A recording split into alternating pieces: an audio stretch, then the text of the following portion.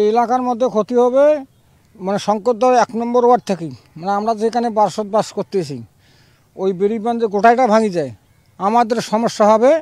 আবার এই মহিপুরে যে ব্রিজ আছে তুফানের মতন উঠে যাবে।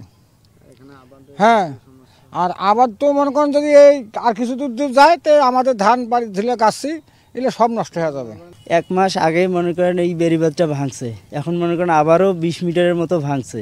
এখন যদি এই বেড়িবাঁধটা ভালো না করে বা কাজ না করে তাহলে এই গ্রাম অঞ্চল থাকবে না। শঙ্করদহ এলাকাটা বা 1 নং ওয়ার্ড বিলুপ্ত হয়ে প্রায়।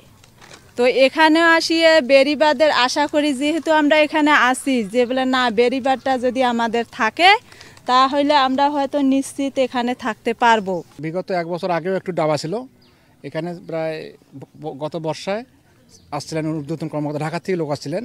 উনি আসে দেখার পর শুকনো মৌসুমে আসলে কোন দিক দিয়ে শুকনো বাদ দেওয়া যাবে, ওই যে বলি গেছে ও লাপাত্তা। আবার 1 মাস আগে আসছিলেন আবার ঢাকা থেকে ওই এলজিডির লোকেই, দেখার পরে বললো যে এটা এই মুহূর্তে যদি 200-400 বস্তা দেওয়া যায় তাহলে মনে হয় সেফটি হবে। ওই গেল, ওই যাওয়ার শেষ। আবার আজকে মনে করেন যে প্রায় অলরেডি পিচিংয়ের মাথা ধসে পড়েই গেছে। এখনই ওনারা আসছে, আজকেও আসছিলো, আসি তদন্ত করে গেল। এখন এরা কী করবে ওপরওয়ালা ভালো জানে।